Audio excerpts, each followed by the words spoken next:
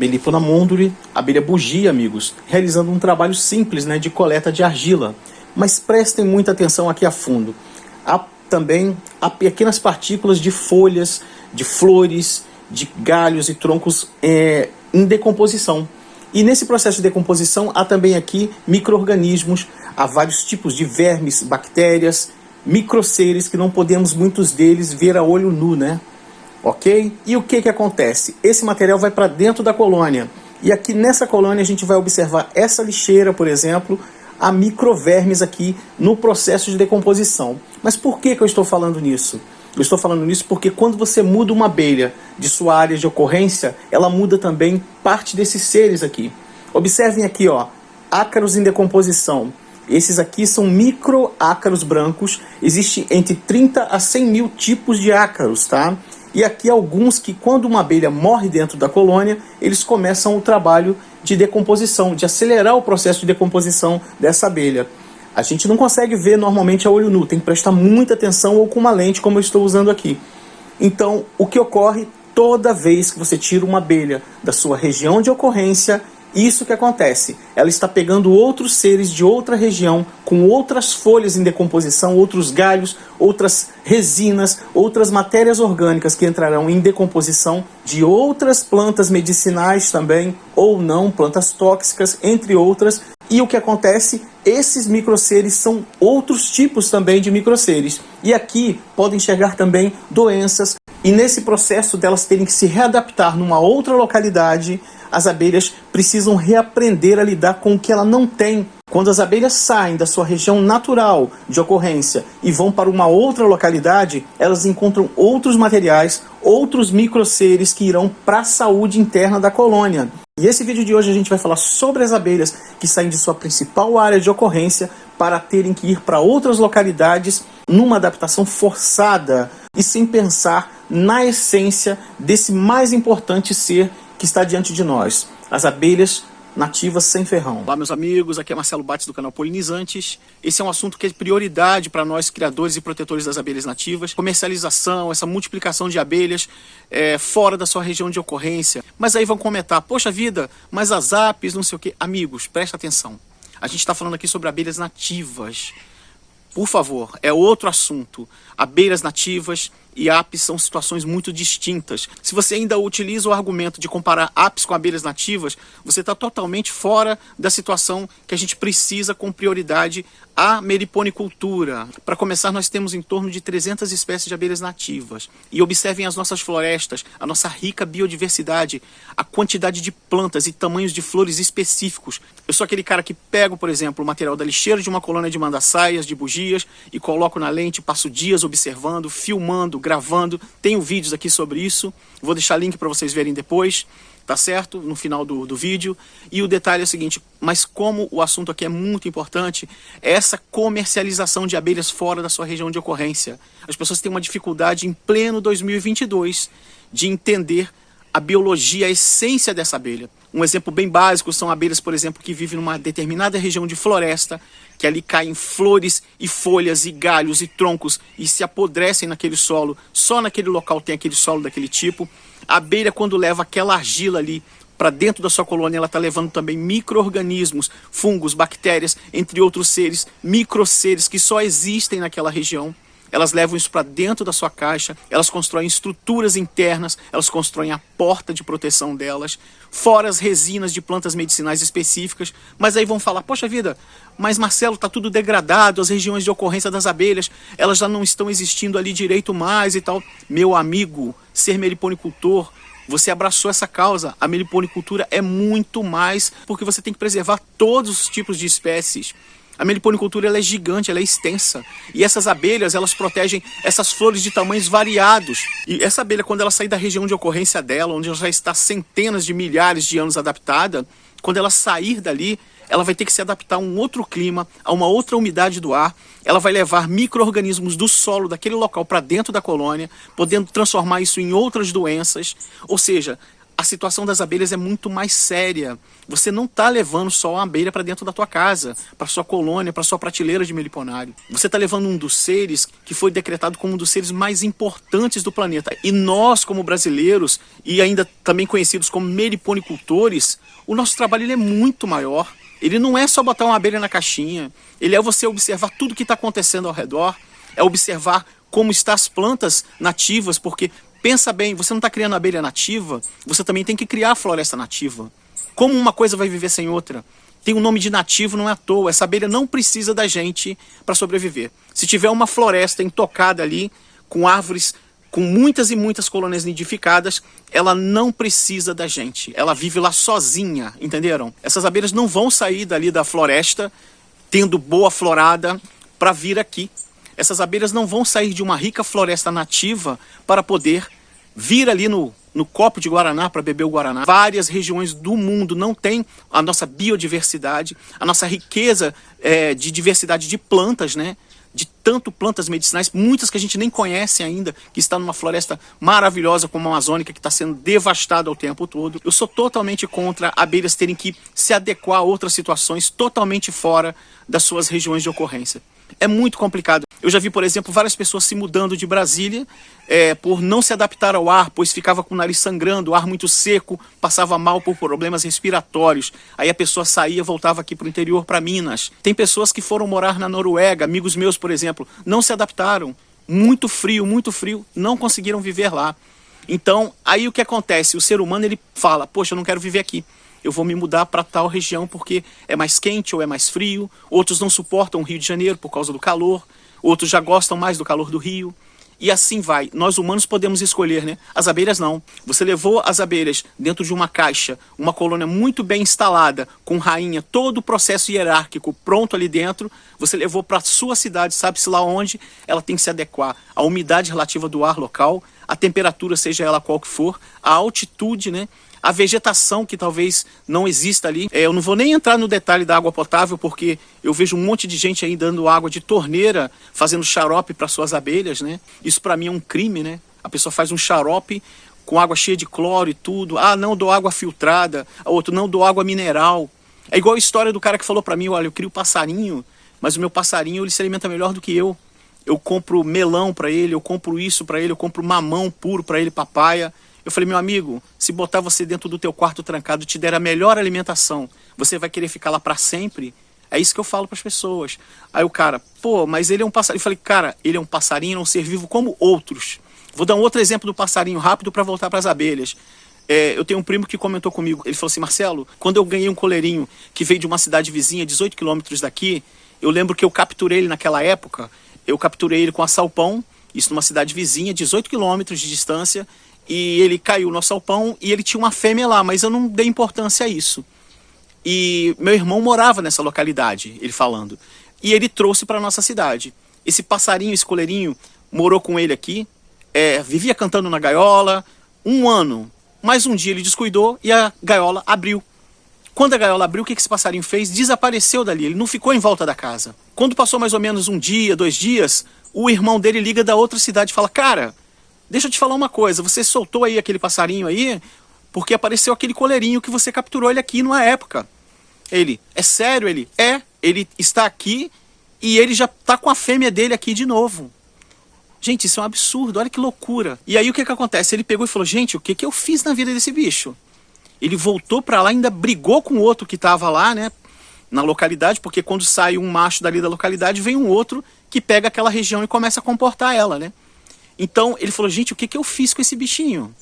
Eu botei ele numa gaiola, deixei ele aprisionado aqui e tal. Então é isso, cara. As pessoas, elas não se colocam no lugar dos outros seres, né? Esse é o grande problema do ser humano. Então eu vejo o cara criando abelha aí, desesperadamente. Eu já vi estoque de armário da pessoa lotado de pacotes de açúcar, né? Que eu achei uma loucura. Eu falei, cara, esse cara tá criando uruçu nordestino numa região que não tem nada a ver. Que tristeza ver isso, cara. Então assim, amigos, nós como meliponicultores precisamos a todo e qualquer custo preservar a nossa espécie na nossa região de ocorrência. Ah, mas a nossa região está cada vez mais degradada. Plante, meu amigo, converse com a prefeitura da tua cidade, busque as plantas que existiram ali e mantiveram aquelas abelhas vivas ali por tantos e tantos anos. É isso que é você preservar a sua espécie. E tem um detalhe, se a gente aumentar essa consciência de plantios, de plantas nativas e preservação, isso em todos os estados do país, a gente pode fazer com que vários tipos de plantas façam as abelhas atravessarem as regiões de ocorrência delas, porque elas passam a ampliar uma região maior, fazer corredores e corredores de plantas, preservar árvores. Não é ver uma árvore que já aumentou aí o seu diâmetro aí e já passa logo a motosserra, já corta. Árvores de 40, 50 anos, as pessoas estão tombando como se não tivesse nada ali, como se não dependessem outros seres de viver ali. Entenderam? Então, assim, é muito, muito grave. Eu sou contra, não sou contra a comercialização. Não tem problema nenhum o cara vender a abelha dele. Eu tenho problemas, né? Eu tenho problemas para vender abelha, tenho muita dificuldade. Eu crio as minhas abelhas aqui, jataís, mandaçai, as bugias, sejam elas quais forem, eu as crio aqui, aí alguém chega e me procura, cara, eu quero comprar uma abelha com você, eu quero comprar uma colônia de jataí e tal. Aí eu falo assim, amigo, seu terreno não é naquela região em tal lugar? Ele, sim. Eu falei, cara, essa abelha não vai viver lá nem 4 meses. Não tenho condição alguma de introduzir essa abelha lá. Em poucos meses essa abelha está morta. Então eu falo para vocês, não vai sair daqui, pode pagar o preço que for, a abelha vai ficar aqui. Eu faço também um trabalho aqui de ajudar colônias que estão em dificuldades, de alguns amigos aqui próximos. Eles trazem para que eu pegue e recupere a colônia. Se a região dele, por exemplo, não está com uma vegetação boa e essa abelha está sofrendo lá, eu também não deixo ela sair daqui não, eu seguro ela aqui. Isso eu falo pro cara, ó, vou recuperar ela. Mas se você não tiver como me provar que você está com uma boa localidade lá de plantas e plantar mais, você vai sair daqui com sacolas de planta, vai me mandar fotos de plantas que você está cultivando daqui. Se você não tiver amor pela floresta, pelas plantas nativas, você não tem como preservar a abelha nativa. Plantas nativas, abelhas nativas, galera.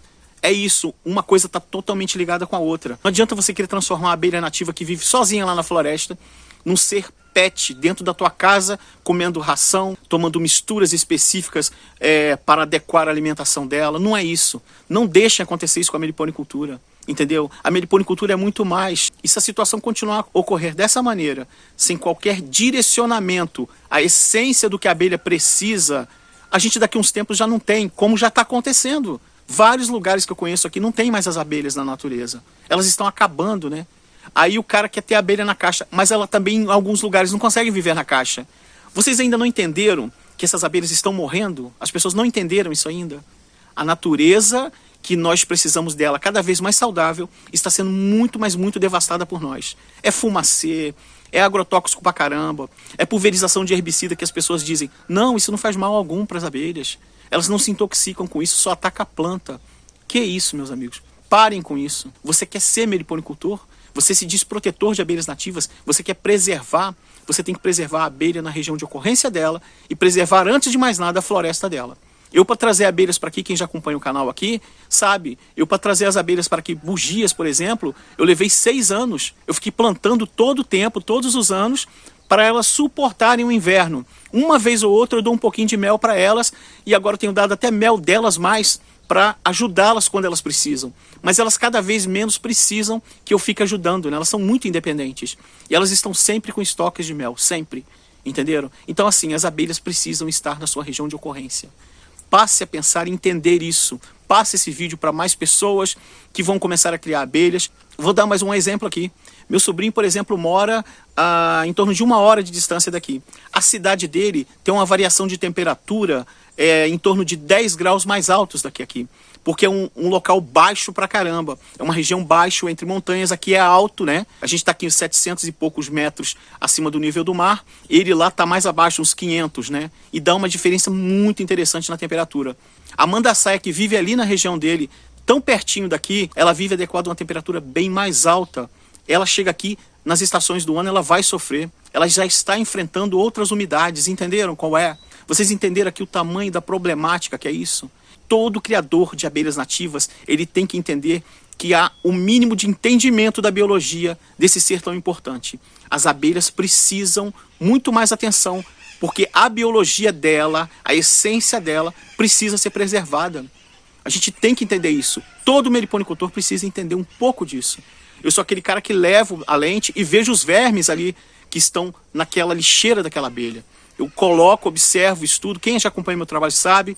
Eu gosto de observar isso. Daqui a pouco surge uma doença muito mais grave nessas nossas abelhas nativas, que elas começam a ter uma baixa drástica, que já vem sumindo. Ela já vem sofrendo com granjas pra caramba, com abelha comendo ração. Eu já até mostrei vídeos aqui que eu nunca tinha visto na minha vida, abelhas coletando grãos de milho transgênico. Jataíza eu nunca tinha visto. Iraíza eu já vi também. Coisa que eu não via isso há 30, 40 anos atrás. Isso não acontecia. Mas agora já ficou uma coisa comum. Elas estão levando milho transgênico para dentro de suas colônias. Isso é muito sério. Eu busco sempre, vou atrás de uma leitura e pesquisas científicas. E muita coisa ainda não chegou de pesquisas. Eu tive meu nome até há poucos dias citado num artigo científico, eu fiquei muito feliz, do professor Sebastião Laroca, lá da Universidade do Paraná.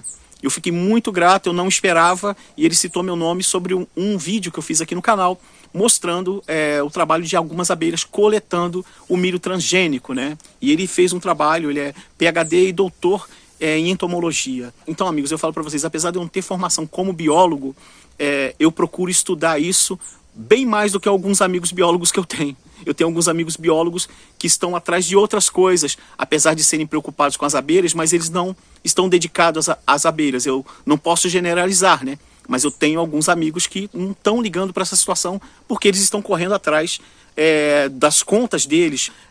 Normalmente é chamado de louco quem larga, por exemplo, uma vida urbana da cidade e vem para a roça, para o interior, como eu fiz, né? Eu estou aqui desde 2013. Eu fico no ir e vir mais e estou mais dedicado a cultivar, a plantar, isso já há quase 10 anos. E buscar plantas específicas para a natureza, para o meio ambiente e também propagar isso para as pessoas. Isso é o trabalho que eu venho fazendo para quem já acompanha aqui o nosso canal Polinizantes, tá certo? Então, amigos, criar abelhas nativas é muito mais, vai muito mais além do que você colocar abelhinhas na caixa e ficar olhando ela ali voar. Vai muito mais além. É algo assim extremamente nobre e não condiz com essa loucura que está acontecendo com a meliponicultura, que é esse desespero de vender, ganhar dinheiro, essa loucura toda. Não é isso. Não é esse desespero de ficar vende abelha daqui, vende abelha dali. Isso aí não condiz com a realidade, com a nobreza que é estar ciente de estar lidando com um dos seres mais importantes do planeta. Ainda mais a nossa abelha, né? Ela é a mãe dessa nossa riqueza de biodiversidade, né? De tantos e tantos seres, de tantas e tantas florestas tão ricas em flores, em frutas variadas, que vêm pessoas de outro país para aqui e não entendem como a gente menospreza a quantidade de riqueza de frutas que os nossos solos são capazes de produzir, né? E produzem também organicamente, né? A gente consegue também produzir frutos também em sistema agroflorestal, num sistema em cadeia com outras plantas, né? A gente consegue ir adequando as plantas e produzir, né? Nossos alimentos saudáveis, que os passarinhos preferem, eles não querem também aquela comida da gaiola. A gente já colocou aqui frutas à exposição de hortifruti e os passarinhos continuavam comendo as goiabas e as bananas e as laranjas, tangerinas no pé. Eles não vão naquelas que estão expostas, provavelmente os odores ali de produtos químicos, eles nem olham para elas. A gente já fez algumas experiências aqui. A gente queria, por exemplo, ajudar a natureza pegando sobras de hortifruti e colocar para os passarinhos. Então, dentro da gaiola, ele se alimenta daquela fruta que está ali, porque ele não tem para onde correr, ele não tem outra opção. Na natureza também, a gente já viu, pouca gente está plantando. Precisamos plantar mais e observar a vegetação de nossa região. Beleza? Um forte abraço a todos, divulguem esse vídeo aí se for possível. Estamos juntos, sigamos em frente. Um abraço a todos e até o próximo vídeo. Valeu!